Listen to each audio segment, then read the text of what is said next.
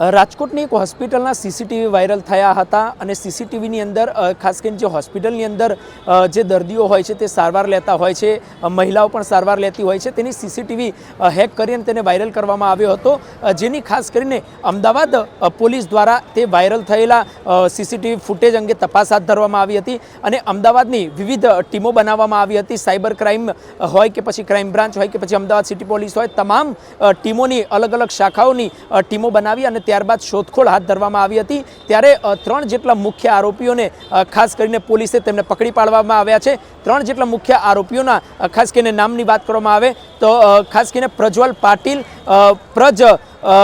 ખાસ કરીને પ્રજ અને સાથે જ ચંદ્રપ્રકાશ, આ 3 નામના મુખ્ય આરોપીઓ છે, તેમને પોલીસે પકડી પાડવામાં આવ્યા છે અને તેમને મહારાષ્ટ્ર અને અલગ અલગ જગ્યાઓથી તેમને પકડી અને આજે અમદાવાદના મેટ્રો કોર્ટ ખાતે લાવવામાં આવ્યા હતા, જેમાં 7 દિવસના રિમાન્ડ ખાસ કરીને કોર્ટ દ્વારા મંજૂર કરવામાં આવ્યા છે.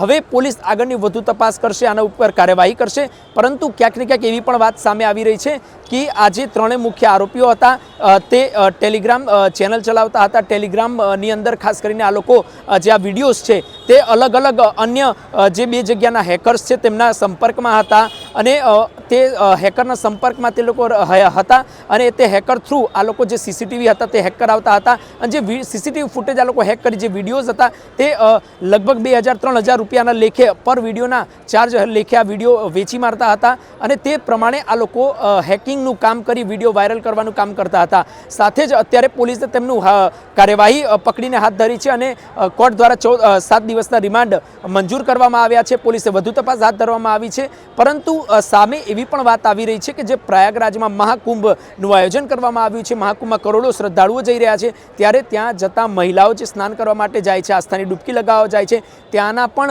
ફૂટેજ તેમની પાસે હોય તેવી ચર્ચા સાંભળવા મળી રહી છે. પરંતુ આ તમામ વિષય તપાસનો છે. હવે જોવામાં એ આવશે કયા અંગે તપાસ કરવામાં આવશે અને તપાસ કઈ દિશામાં થશે. હવે તેમની પૂછપરછ અને રિમાન્ડ દરમિયાન સામે આવશે કે અન્ય કયા કયા જે વિસ્તારો હોય, જગ્યાઓ હોય, જિલ્લાઓ હોય કે રાજ્યો હોય, તે જગ્યાઓના કયા સીસીટીવી તેમના હાથમાં છે, શું તે લોકો કોઈ ચેનલ ઓપરેટ કરતા હતા કે કોઈ ટેલિગ્રામની અંદર તે લોકો વાયરલ કરતા હતા, તે હજુ ઘણું એવું સસ્પેન્સ છે જે આ આરોપીઓના મુખે બહાર આવે છે. હવે તે બહાર આવશે અને આવનારા સમયમાં વધુ વિગત સાથે આ મુદ્દો જે છે તે ક્યાંક ને ક્યાંક કાર્યવાહી થકી આગળ વધશે અને વધુ વિગત સામે આવે તેવી સંભાવના છે. કેમેરા પર્સન સાગર સાથે પ્રેમ ચોમેડી, ઇન્ડિયા વોઇસ, અમદાવાદ. મારો કેસ આરોપી નંબર 1 અને 2 તરફે હતો. હાલના જે 2 આરોપીઓ હતા એમના 14 દિવસના રિમાન્ડની માંગણી પોલીસ દ્વારા કરવામાં આવેલી. બચાવ પક્ષે મુખ્યત્વે દલીલ એવી હતી કે હાલના આરોપીની ગેરકાયદેસર રીતે મહારાષ્ટ્રથી ટ્રાન્ઝિટ રિમાન્ડના વિના અરેસ્ટ કરવામાં આવેલા છે અને તેમ છતાં આજ રોજ ગઈકાલે અરેસ્ટ બતાવીને રજૂ કરવામાં આવેલા છે એ હતી. અને બીજી મુખ્ય દલીલ એવી હતી કે હાલની જે પોલીસ છે, સાયબર ક્રાઇમ અમદાવાદ સિટી, એને આ કેસની તપાસ કરવાની સત્તા જ નથી આવતી, કારણ કે આ જે ગુનો છે એનું જે પ્લેસ ઓફ ઇન્સિડન્ટ છે રાજકોટ છે અને ત્યાંની સાયબર ક્રાઇમ ઓફિસ જે છે એ આ બાબતની તપાસ કરી શકે છે.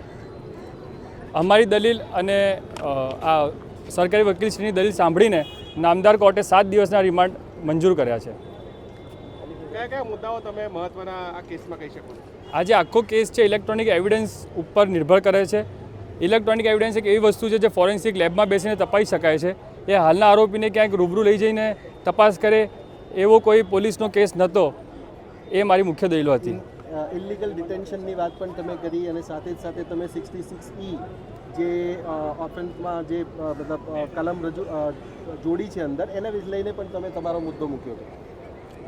આરોપીની અટક 17 તારીખે ગુનો દાખલ કરવામાં આવ્યો છે પોલીસ દ્વારા. આરોપીની અટક જે છે એ મહારાષ્ટ્રથી 18 તારીખે કરવામાં આવેલી છે.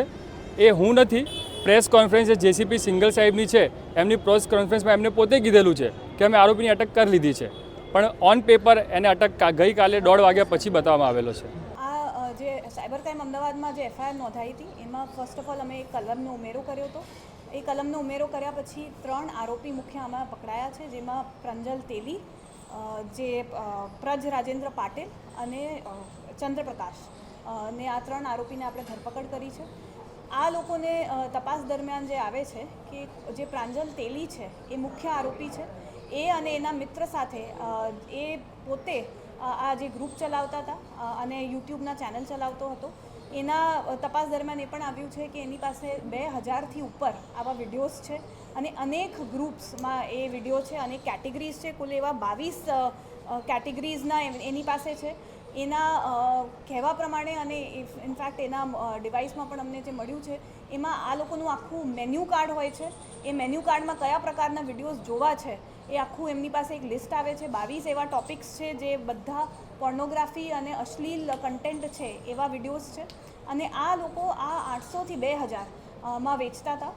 આમાં મુખ્ય જે હોસ્પિટલના છે એમાં હોસ્પિટલના ઘણા વિડીયોઝ છે, આખા અન્ય રાજ્યોના પણ અને 60થી 70 એવા અલગ અલગ જગ્યાના વિડીયોઝ છે. હોસ્પિટલ ઉપરાંત labour room, injection room, medical એક્ઝામિનેશનના વિડીયો છે, બસ સ્ટેન્ડના, મેરેજ હોલના, પાર્લરના, ગંગા રિવર સ્નાનના અને અનેક એવા પબ્લિક સ્પેસીસના પણ આ લોકો પાસે વિડીયો મળ્યા છે. આ લોકો આ 3 યુટ્યુબ ચેનલ પર મૂકતા હતા તથા મેઘા ડેમોસ કરીને જે ટેલિગ્રામ ચેનલ હતું એના પર આ વિડીયોઝ વેચાણ કરતા હતા અને આ વિડીયોઝની કિંમત 800થી 2000 રૂપિયાની આ લોકો એમાં વેચતા હતા. જે પ્રાંજલ તેલી છે એને છેલ્લે 7-8 મહિનામાં 8થી 9 લાખ રૂપિયા આનાથી કમાયા છે પોતે.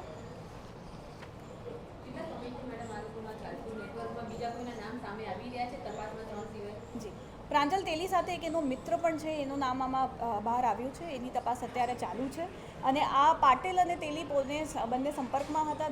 બંને મહારાષ્ટ્રથી છે, લાતુરની આજુબાજુ રહેવાના એમનું છે અને આ લોકો આ 6થી 8 મહિના ઉપર આ કામમાં સક્રિય હતા અને આ લોકો આ રીતે ઓપરેટ કરતા હતા. જે ત્રીજો આરોપી છે જે ચંદ્રપ્રકાશ છે એ સીપી મોંડા કરીને યુટ્યુબ ચેનલ ચલાવતો હતો અને પ્રયાગરાજનો છે અને એ હાલમાં 1-2 મહિનાથી જ આમાં કાર્યરત હતો અને એને આજે સીપી મોંડા યુટ્યુબ ચેનલ છે એ પણ હમણાં જ ચાલુ કરી હતી અને એમાં વિડીયોઝ એને મૂક્યા છે. ખાસ કરીને એમાં ઉમેડાના વિડીયો અને ફોટો પણ મૂકવા છે, એ કઈ કેમાં મૂકવા છે, કોના દ્વારા? આ જે ચંદ્રપ્રકાશ છે એને આ કુંભના વિડીયોઝ ફ્રી ઓફ કોસ્ટ યુટ્યુબના વિડીયો મેટ દ્વારા એને ઉપલબ્ધ કર્યા અને પછી એને આ એના પોતાના સીપી મોંડા યુટ્યુબ ચેનલ પર એને અપલોડ કર્યા છે. એને આ ફ્રી ઓફ કોસ્ટ યુટ્યુબથી જ આ વિડીયોઝ ડાઉનલોડ કરવામાં આવ્યા હતા એની સાથે. કયા સોર્સથી બાકીના જે બધા વિડીયો છે કયા સોર્સથી કઈ રીતે મેળવ્યા છે? આમાં 2 ટેલિગ્રામના આઈડી મળ્યા છે જેની અમે અત્યારે તપાસ કરી રહ્યા છે. એના દ્વારા આ લોકો આ વિડીયોઝ ખરીદતા હતા અને પછી પોતે પણ 2 ટાઈપના આ લોકોના ટેલિગ્રામના ગ્રુપ્સ હોય છે, જેમ કે ડેમોસ રેગ્યુલર અને ડેમોસ પ્રીમિયમ. જે રેગ્યુલર છે એમાં એ લોકો જનરલ આ વિડીયોઝ અને થોડાક જ વિડીયો શેર કરતા હતા, પણ પ્રીમિયમ જેનું વધારે પૈસાનું મેમ્બરશિપના વધારે પૈસા હતા એ પ્રીમિયમ ગ્રુપમાં જ્યારે એડ થતા હતા ત્યારે વધારે વિડીયોઝ અને બીજા અધર ક્વોલિટીના વિડીયોઝ પર આ લોકો અપલોડ કરતા હતા. તો આ લોકો આ પ્રકારે 2 ટાઈપના ટેલિગ્રામ ગ્રુપ ચાલુ રાખતા હતા. મેડમ, આમાં આ લોકોએ કોઈ ટેકનોલોજીનો ઉપયોગ કર્યો, બધા વિડીયો ઓરિજિનલ હતા, કોઈ એવું ડિફેક્ટ હોય કે એઆઈથી કોઈને બ્લેકમેલ કરતા હોય એવું કંઈ ધ્યાને આવ્યું છે તપાસમાં?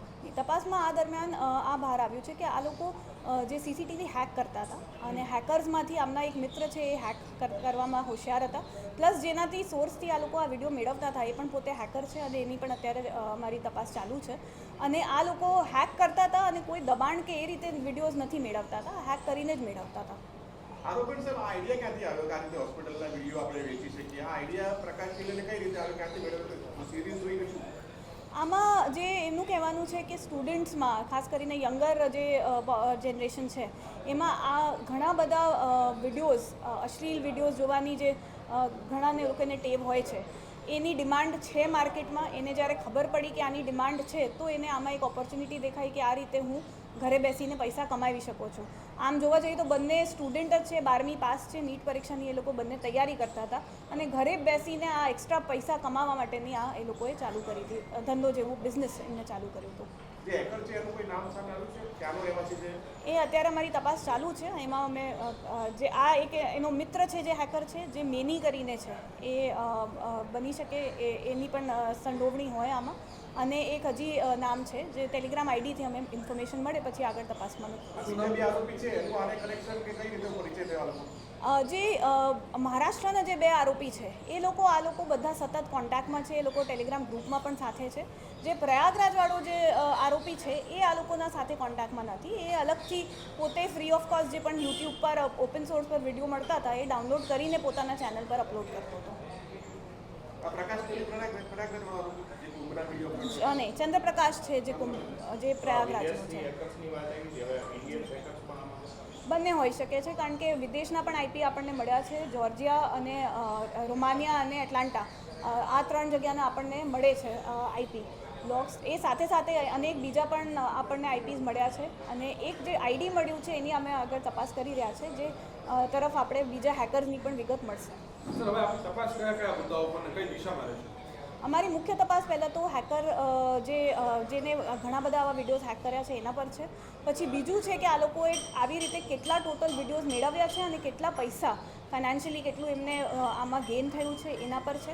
ત્રીજું એક એ પણ મુદ્દો છે કે આ લોકો આ ફ્રીલી આવ્યું કન્ટેન્ટ, જે ગેરકાયદેસર કન્ટેન્ટ છે, એ આવી રીતે યુટ્યુબ અને ટેલિગ્રામ પર વેચતા હતા, તો એ કઈ રીતે હતું અને કઈ રીતે આમાં કોઈ મતલબ ધ્યાને નથી આવ્યું, તો એ પણ આપણે એક બાબતમાં તપાસ કરવાની છે.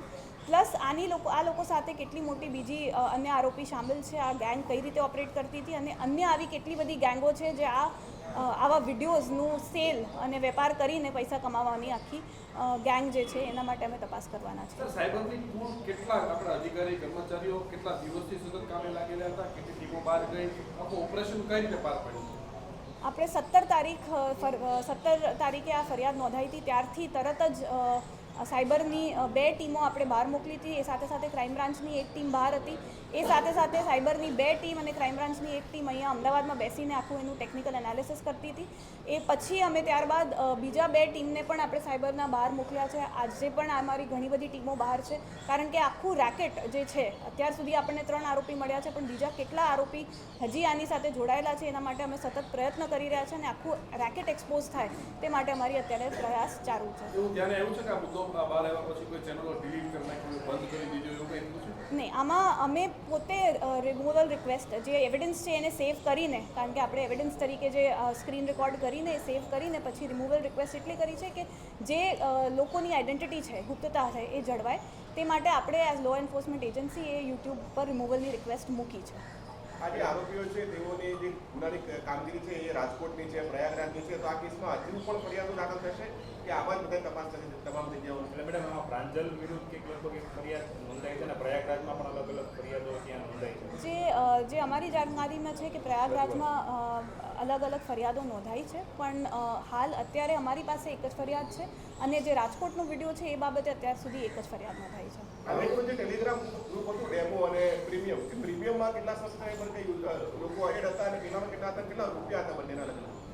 500 થી ઉપર સબસ્ક્રાઈબર જનરલના હતા, 100 થી ઉપર પ્રીમિયમના હતા. આવા ફક્ત 2 નામ આપણી સામે આવ્યા છે, પણ હજી અમે તપાસમાં જોવા માંગીએ છીએ કે બીજા અન્ય કેટલા આવા ગ્રુપ્સ છે જે પ્રીમિયમ અને જનરલ ગ્રુપ્સ છે. એ હવે જે લાગેલા સીસીટીવી છે હેક ના કરી શકે તેને લઈને સાયબર ક્રાઇમ હોસ્પિટલ કે શું કેવી રીતે કાર્યવાહી હવે કરશે? અમે આના માટે એક જાગૃતતાનું કેમ્પેન ચાલુ કરવાના છે, જેમાં પબ્લિક પ્લેસીસ, કોર્પોરેટ્સ, ઓફિસીસ અને ક્લિનિકલ એસ્ટાબ્લિશમેન્ટ્સ છે, હોસ્પિટલ્સ છે, તમામ જગ્યાએ સીસીટીવીને કઈ રીતે રાખવું, એની કઈ સિક્યોરિટી જાળવવી, તથા પાસવર્ડ નિયમિત રીતે ચેન્જ કરવું, આઈડી પાસવર્ડ જે હોય એને પબ્લિક સાથે ન શેર કરવું, જે કેબલ ઓપરેટર મૂકી જતા હોય કે સીસીટીવીવાળા ઓપરેટર મૂકી જતા હોય એને ચેન્જ પણ કરતા રહેવું, એક્સેસ લિમિટેડ આપવી, અને પ્લસ ફાયરવોલ ને બીજી સિક્યોરિટી પણ આમાં એસ્ટાબ્લિશ કરવી. આ તમામ વિગત માટે અમે એક કેમ્પેન પણ ચાલુ કરવાના છે, જેથી બધાને આ સીસીટીવીના માધ્યમનું થોડુંક જાગૃતતા મળે અને આ ફ્રોડ થતાં અટકાય. સર, આરોપીના મિત્ર તમે કહો છો હેકર છે, એનું નામ તમે શું કીધું, એનો રોલ શું છે? એ હજી અમારી તપાસ ચાલુ છે, અને અમે કન્ફર્મ કરીને પછી આ જાહેર કરીશું. અને જે આમાં ચેનલ સાથે જોડાવાના પૈસા કેટલા કેટલા અને શું શું ગોઠવેલા હતા? ચેનલ સાથે જે જનરલ ગ્રુપ છે એ ફ્રી ઓફ કોસ્ટ હતું. પ્રીમિયમ માટે આ લોકોએ સબસ્ક્રિપ્શન રાખ્યા હતા, 500 થી 1000 રૂપિયાનું ચાલુ થતું હતું. પછી કયા ટાઈપનો ગ્રુપ છે અને એમાં કયા ટાઈપનું